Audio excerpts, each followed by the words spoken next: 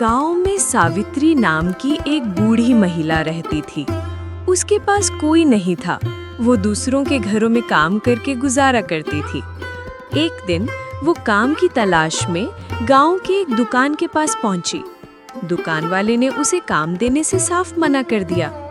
वहां खड़ा एक युवक श्याम सावित्री को गिड़गिड़ाते हुए देखकर बोला, अम्मा रुकिए, मैं आपको काम दिलवा सकता हूँ। आपको काम चाहिए ना? चलिए मेरे साथ। श्याम ने सावित्री को जमींदार हरि सिंह के पास ले गया, जहां श्याम खुद खेतों में काम करता था। उसने सावित्री को खेतों में फसल की रखवाली का काम दिलवा दिया। सावित्री मेहनत से काम करने लगी। एक दिन श्याम ने सावित्री से कहा, अम्मा, मेरे पास भी एक छोटा सा खेत है, पर उसकी मिट्टी में कभी फसल नहीं उगती। शायद कोई उपाय हो तो बताइए।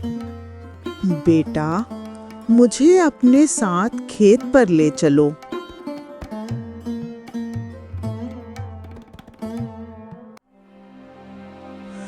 तुम्हारा खेत तो पूरी तरह बंजर है। इसमें तो एक तिनका भी नहीं उगता।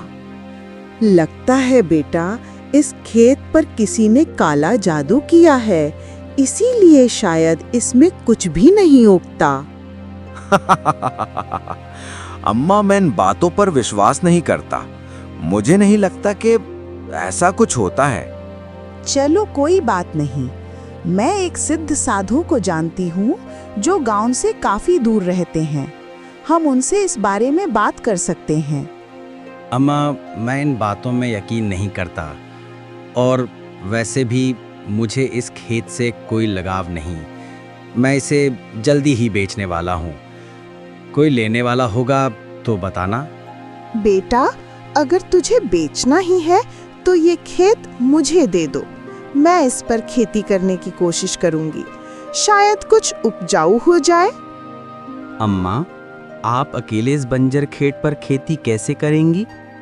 ये तो किसी काम का है नहीं, तो फिर कैसे करोगी? तू जैसा कह रहा है वैसा कर दे। खेती हो या ना हो, वो मेरी जिम्मेदारी है। बस ये खेत किसी और को मत देना। अम्मा, मेरी दादी की उम्र की हैं आप। आपसे पैसे लेना मुझे अच्छा नहीं लगेगा। ठीक है अम्मा, आज से ये खेत आपका। मैं इसे आपको मुफ्त में दे देता हूँ। अगर आपसे खेती होती है तो कर लो।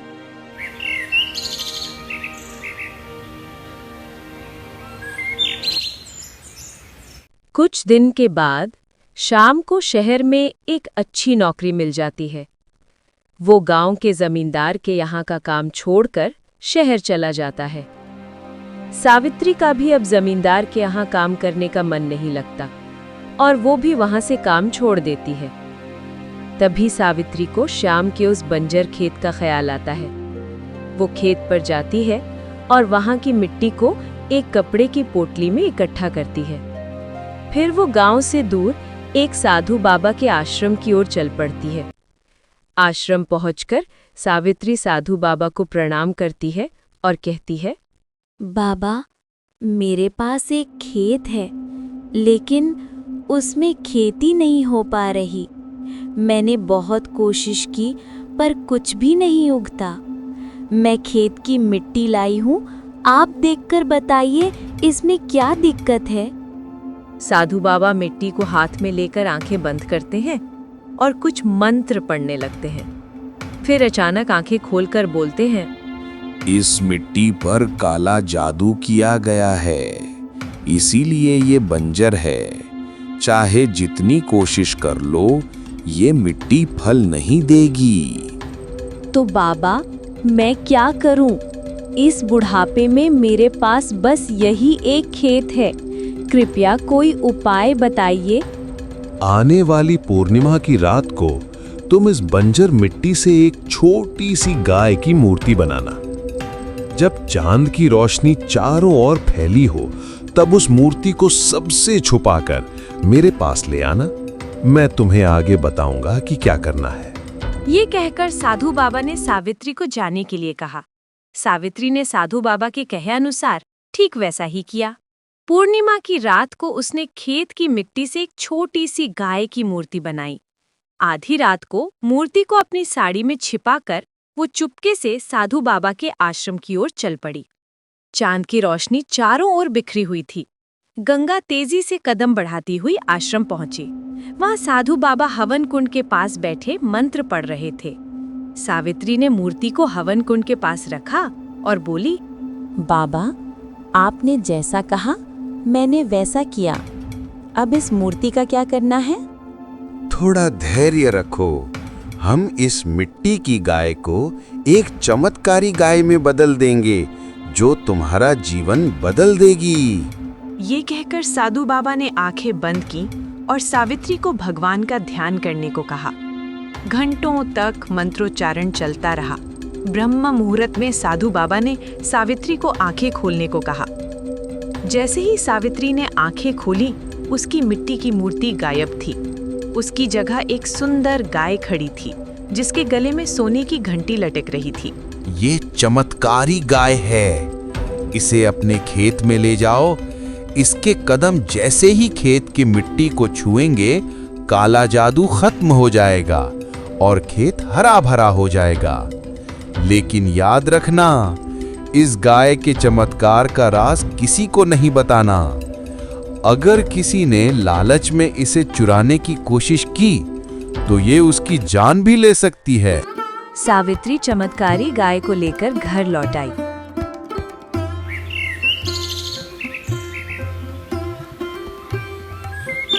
अगली सुबह से उसने गाय की मदद से खेत में जुताई शुरू की। जैसे जैसे गाय के कदम मिट्टी पर पड़ते, बंजर मिट्टी उपजाऊ होने लगी। दिन रात मेहनत के बाद खेत में जुताई पूरी हुई। सावित्री ने खेती शुरू की और गाय का पूरा ख्याल रखा। देखते ही देखते खेत में गेहूं की शानदार फसल लहलहाने लगी। पहली फसल बेचकर सावित्री ने अच्छा पैसा कमाया और कुछ हिस्सा अपने लिए रखा। समय बीतता गया।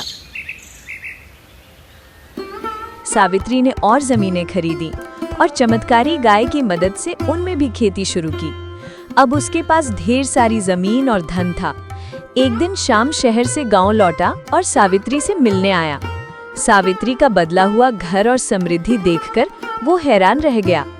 घर के बाहर चमत्कारी गाय ने शाम को देखकर अपनी घंटी जोर जोर से बजाई। सावित्री बाहर आई और बोली, अरे श्याम बेटा, तू कब आया? आ घर के अंदर आ। अम्मा, ये सब कैसे हुआ? आपका टूटा फूटा घर इतना शानदार कैसे हो गया? इतना धन कहाँ से आया आपके पास? ये सब भगवान की कृपा है बेटा, और ये गाय मेरी है। मैंने इसे खरीदा है अपनी मेहनत से। अम्मा, मेरा खेत में कुछ उपजाऊ हुआ या नहीं, या उसी तरह बंजर ही है? बेटा, तुम्हारा खेत अब बंजर नहीं रहा। मेरी मेहनत से वो हरा भरा हो गया है। अब उसमें फसल उगने लगी है। ये कैसे हो सकता है अम्मा? मुझे यकीन नहीं हो रहा है। बोली थी वो बाबा के बारे में, तो मैं गई थी उसके पास। किसी ने काला जादू किया हुआ था। चल मेरे साथ, मैं तुझे खेत दिखाती हूँ। शाम को खेत पर ले गई। लहलहाती फसल और गंगा की दूसरी जमीनें देखकर श्याम दंग रह गया। उसका मन लालच से भर गया। वो सोचने लगा, इस अम्मा ने मेरे बंजर खेत को हरा भरा कर दिया। अब मैं इस खेत से ढेर सारा पैसा कमा सकता हूँ। मुझे शहर में नौकरी करने की जरूरत नहीं। मैंने तो ये खेत मुफ्त में दिया था, अब इसे वापस ले लूंगा। अम्मा, अब आपको इस खेत में काम करने की जरूरत नहीं। मैं इसे वापस ले रहा हूँ। ये क्या कह रहे हो बेटा? तुमने ये खेत मुझे दिया था, अब ये मेरा है।